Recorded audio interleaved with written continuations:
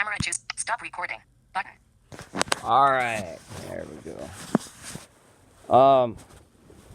Yeah, so I'm just going to do a story about some of my favorite YouTube reviewers and some of my collecting history.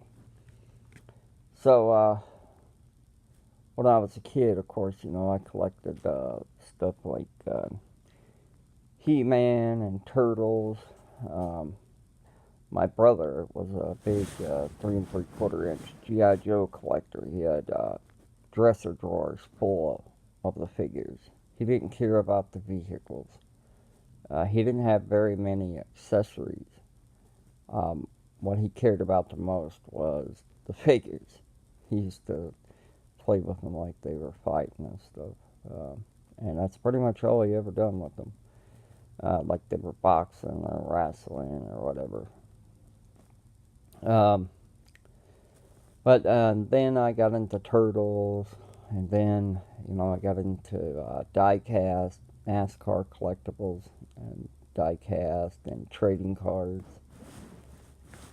And then, anyways, whenever I got back into collecting, somewhere around 2008, I started collecting WWF, Jakks, classic superstars figures, because it reminded me of LJN. Oh yeah, me and my brother had a huge collection of LJN with the ring and the cage. We didn't have any of the really hard to get figures though that come out at the end, besides one, and I can't remember who it was.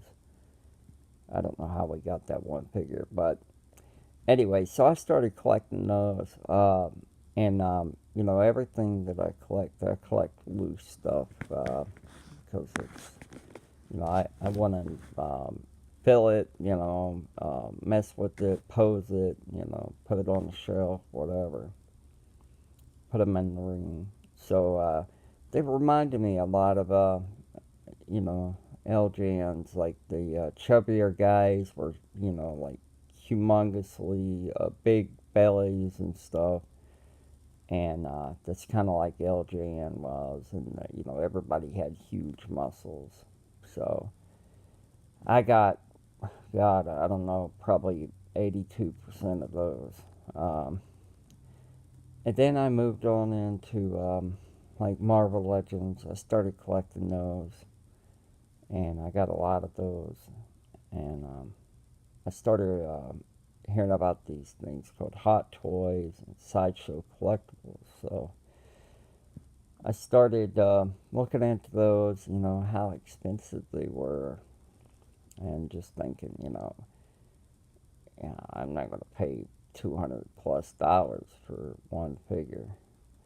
But I finally did. I finally got some of them, and I just thought they were freaking amazing. It was so well detailed in the sculpt, and I got the T2 Terminator, in his leather jacket. It's like freaking a real leather jacket shrunk down. So I just thought that was really cool, and I started getting those, and I made some trades, and I got a bunch of Army 12-inch figures from different companies like Dragon, DID, which is, I think it stands for Dragons and Dreams, yeah. And Soldier Story, Damn Toys, and some of the newer G.I. Joe stuff that had come out in the 90s and 2000s. And I had tons of accessories, and the big Howitzer cannon, one of the motorcycles. So I just thought that was pretty cool, and I started looking up different, Army figures for 12-inch. And Damn Toys, they were really nicely detailed, and they didn't really cost that much then. So I got a bunch of those, and then the more higher end Army figures were like Soldier Story and DID, and you know, the stuff that I got on the trade, it was just piles of figures and accessories and just tons of stuff. So I had no idea what any of it was. And then I started buying DID, Soldier Story. There's a couple other companies I can't think of right now, but you know, and I was like, yeah, I got this. I've already got this and this, and so I started down that road, and you know, I got way over, you know, way too addicted to them. So I had like one room of nothing but 12-inch, mostly 12-inch Army stuff. So you know, and I had a couple of 3 3/4 inch GI Joe stuff I picked up here and there, maybe a few vehicles. So I decided that I would get rid of some of the 12-inch stuff and focus more on the smaller scale because big thing about me, I like vehicles. I like play sets. You know, I just like the way to display and you know, like messing around with them, customize them and stuff. So I made another trade with the same guy, and I got, I don't know, 100, 200 vehicles, a lot of the big play sets, some mobile command center parts, a pit, a terror drone that's supposed to be incomplete, but I don't think it's got all its pieces to it. Few parts to the USS Flag. Um, God, I can't never remember the name of this big vehicle. It's got big 4 tracks like the mobile command center, but it's dang, it's got this huge glass at the front of it. God almighty, I can't think of the name of it. I know it's not the. Oh, it's the Raider. That's what it is. Yeah, the Raider. So I got that in there. I got the Crusader. Um, and just a bunch of stuff. So I started buying more and more of that. So now I've got a humongous collection of that. But and you know, I still have a bunch of Marvel Legends. I still got some of my 12-inch figures, but mostly all I'm keeping is like my Spawn, uh, my horror figures like Michael and Leatherface, Jason, Freddy, and the other ones that I've got, I'm going to get rid of. So, but so that's pretty much what I collect now. Besides some of the other stuff I talked about. Yeah, when I was a kid, we had a lot of He-Man stuff. You know, we had Snake Mountain and Castle Grayskull, and my cousin had the Slime Pit. I don't think we ever had the Slime Pit, and I think he had Fright Zone too. And, and me and my brother, we had a bunch of the vehicles.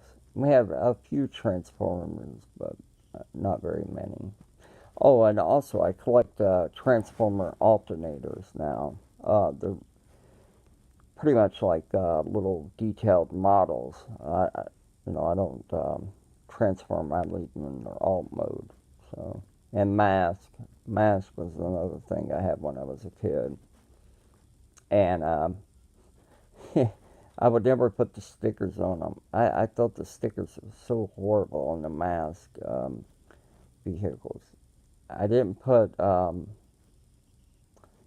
didn't put any on my GI Joe vehicles besides the Defiant. The Defiant looked great with those stickers. And the GI Joe stickers were different than all other toys. You know, they were um, water slide decals, so they weren't like papery and just really bad looking. But I don't really like stickers on it. My collectibles, besides ones that mean something like, you know, like the name or, you know, if the name of the pilot, like Ace on the Sky Striker, and the numbers, you know.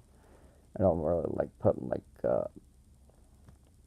the words G.I. Joe or something on them. The Cobra symbols, those are cool. But anyways, I forgot where in the freak I was at. Oh yeah, a mask. I ended up selling all this to my granny, the cars, and I kept the figures. And because my granny, she used to do yard selling and flea market and stuff. So she lived right beside of us. But anyway, so I've got a bunch of mask stuff now. I got a lot more stuff than I ever had when I was a kid. So and yeah, so that's pretty much where I'm at in collecting collectibles and stuff like that. So I think it was around 2009, 2000, yeah, somewhere around 2009. Um, I got a tablet to get on YouTube and stuff, and back then I had data, but I started discovering YouTube reviewers like Shortermus Prime, Pixel Dan. Oh my God, what's the name of them?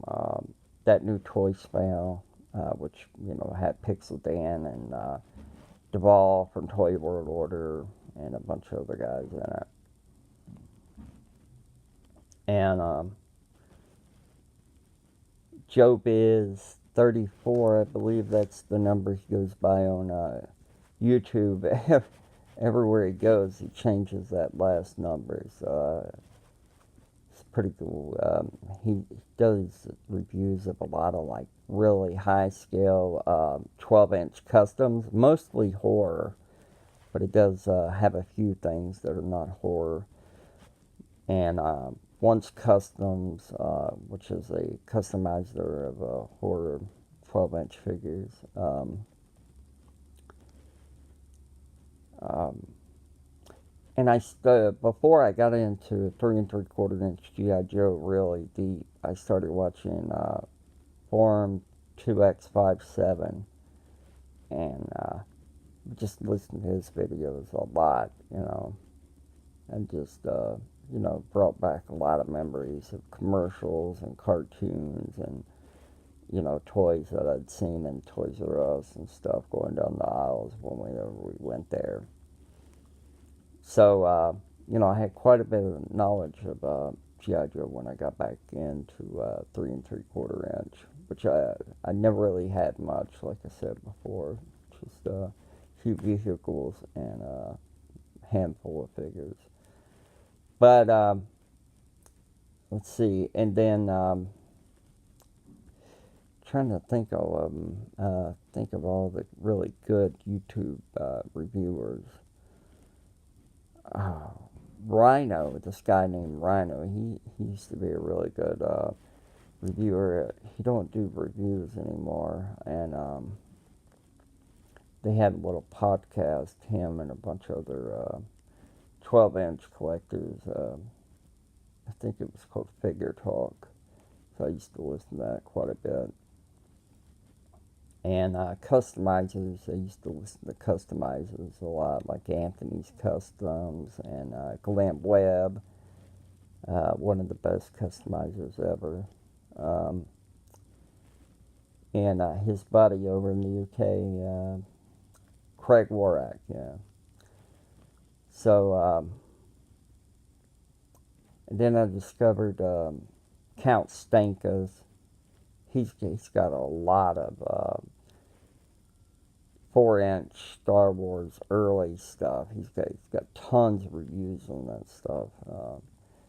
So pretty good enjoyment, if you're into collecting stuff, to listen to some of his stuff. And then Duvall, Toy World Order, they call it Collector Expansion now, but I learned a lot from that. And there was this couple in Florida, I can't remember the name of their channel, but they had a playlist of like flea market hauls and toy reviews and collectible reviews. Um, yeah, I just can't remember the name. But they were a good channel, but they quit reviewing. Then I discovered John Wild. He's an excellent reviewer. Goes through a lot of really obscure stuff. So definitely check him out if you get the chance. And then Hooded Cobra Commander HCC. I can't remember the numbers after that. He's got numbers on there, but if you just look up G.I. Joe review, you'll find him. And then ODC, that's me, and Rob's Rogues. Yeah, those are two pretty cool guys. I really like Rob's Rogues. Both of those guys are friends, so yeah, they do a podcast together. And then Howlin' Wolf. I think his channel is Howlin' Wolf Toy Reviews, I believe. Or it's just Howlin' Wolf. But anyways, he's pretty good. I discovered him, I think, earlier this year when I started checking into Migos, thanks to Count Stinkus. Again, because they're back at Target now. And I found another excellent reviewer, Men in Package stuff, and that's mIB Museum. And he has museum, and he goes through all his stuff, Men in Package, and shows you how it was when he got it. He's 8-inch to 12-inch. I don't know if he does anything taller than that. I haven't seen any reviews on that, but big shout out to him. Love his stuff, man. It's a really great guy. And just thinking about another guy.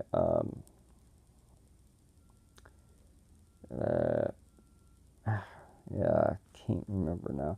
There used to be a guy that customized G.I. Joe vehicles and like